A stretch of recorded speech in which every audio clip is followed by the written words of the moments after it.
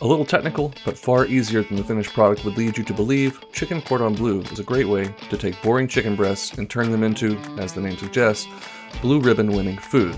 Paired with indulgent, loaded mashed potatoes, that's a culinary home run.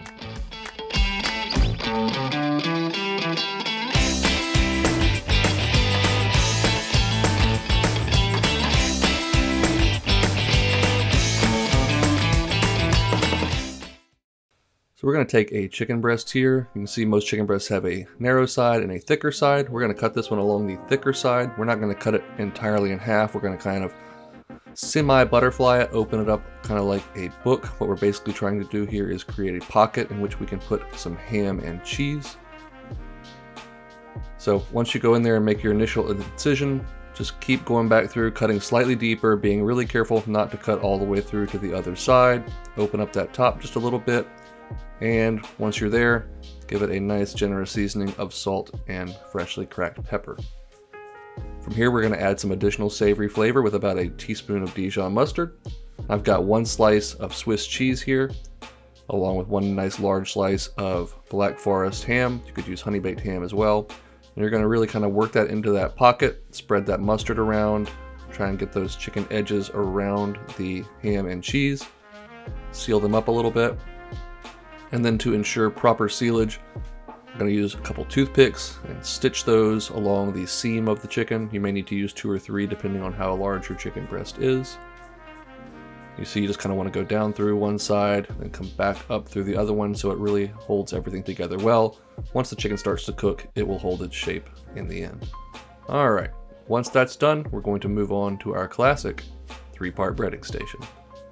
Got about a third of a cup, a half a cup there of all-purpose flour, 2 large eggs with a little bit of water added. We're going to give those a vicious beating. And then 2 types of breadcrumbs, some Italian seasoned breadcrumbs for added flavor, and some panko breadcrumbs for extra crunch. We'll give those a mix. As a reminder, all of the exact instructions and ingredients will be down below, as well as on the website dishingouteats.com.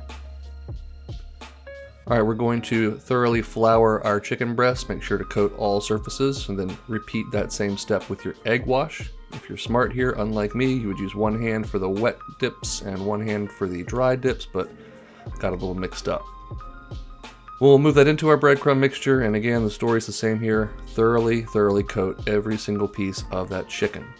Now, rinse and repeat with your other breasts, or if you're scaling this up and doing 4, that's fine too. Just make sure you give these at least 15 minutes to rest in that coating before you start to cook them. For that, we will use 2 tablespoons of butter along with a tablespoon or so of olive oil into a non-stick skillet over medium heat. Carefully lay your chicken breasts in. If you are doing more than 2 or more than your pan can hold, just go ahead and do the browning process and then bake them off all together in a pan in the oven. After 4 to 5 minutes over medium heat, we've got a nice golden brown crust developing, so I'm going to give these a flip and then directly into a 375 degree oven for 20 to 30 minutes, but really mostly just until they're cooked through to 160 to 165 degrees. While we wait for that to happen, I'm taking a pound of baby Yukon Gold potatoes. You could certainly use diced russets or new potatoes as well, totally up to you, just depends on what kind of texture and flavor you like at the end.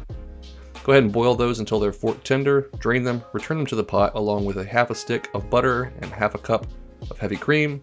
Okay, we're here for a good time, not a long time, as some have said, so these are going to be pretty rich.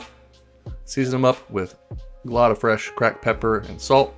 Really works better if your butter is room temperature or even slightly melted for this, but it'll melt in the heat of that pan.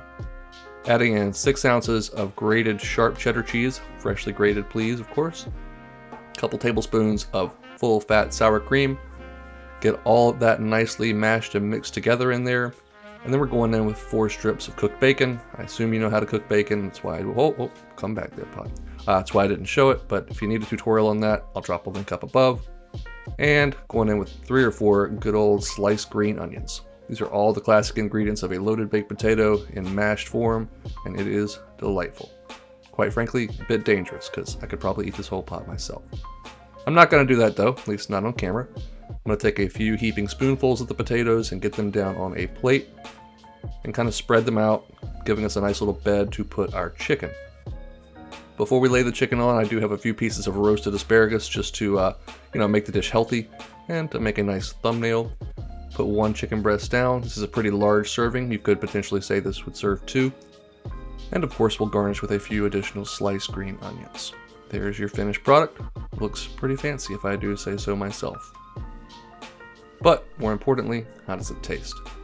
Gotta tackle these potatoes here first because I am a sucker for all things potatoes. So much cheese, bacon, you can see those green onions in there. Man, those are rich and wonderful. I definitely hope you'll give that a try. Let me know what you think. On to our chicken. Gotta get a little cross section here, see what's going on inside.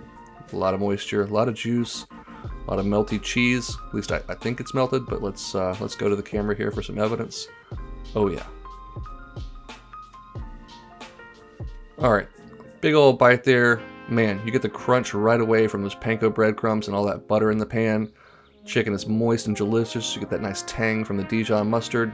Got a bite with everything there. Holy cow, I gotta finish this thing off camera. Thanks for watching. Get on out of here, and you too should go make something delicious.